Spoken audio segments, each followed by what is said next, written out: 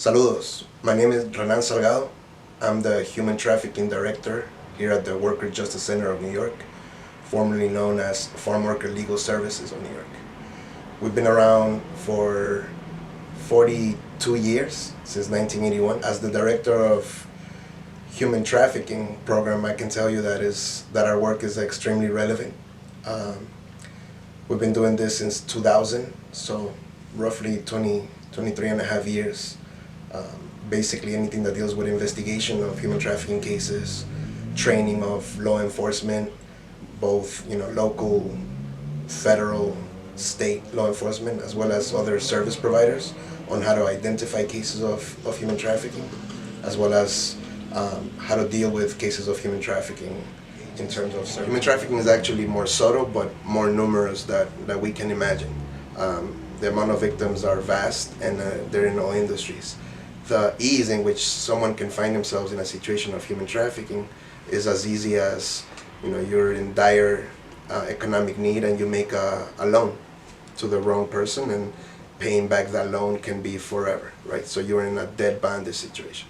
For the most part, the reality is that labor trafficking, which is more prevalent, is very much alive here in the state of New York and in multiple industries. Our focus has been on agricultural workers for 20 years, more or less, when it comes to trafficking.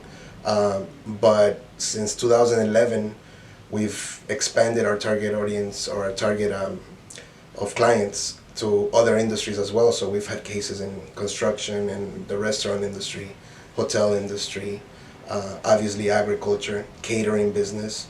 We've had a case in the state fair, for example. So the reality that human trafficking is everywhere is literally everywhere. When we heard of this funding, we were extremely excited that this exists, the Latino Giving Fund. The overwhelming majority of the population that we serve are Latinos. Being a Latino myself, I think we all recognize the power of the Latino community here in Monroe County, the contribution to the economy, the contribution to the culture, the contribution to the growth of our children's exposure to a culture. And unfortunately, however, due to anti-immigrant sentiments, foreign policies, whatever the reason may be, unfortunately, the Latino community has faced a lot of oppression, a lot of unfair treatment in the labor force as well. So as a organization, as a legal services organization that tries to give quality representation to low-wage workers, the Latino community has, without a doubt, been the community that we serve. One of the things that makes our organization very unique is the unprecedented access that we have to some of the potential victims of human trafficking, because of the fact that most of our work is community-based.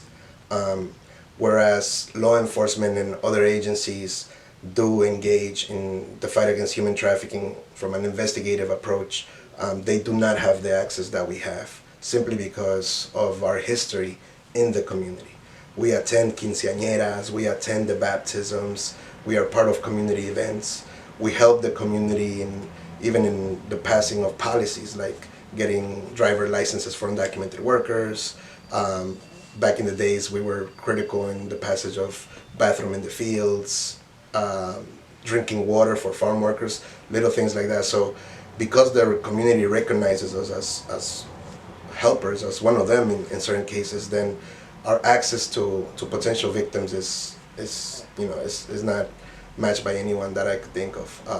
Our approach to our expansion of the human trafficking program, this is where the funding comes in very, very useful, is that the majority of our clients are undocumented Latino clients or Latinx clients. And what that makes it is that the funding is very scarce. The idea of helping criminalize undocumented populations is not one that is very commonly funded. So although we do receive funding to deal with trainings of law enforcement, to deal with some kind of case management of existing cases, when it comes to the investigation, when it comes to some of the services of this population of undocumented workers, there is a big lack of funding. So this would be a great contribution to our work here in Rochester, dealing with community halls, community empowerment,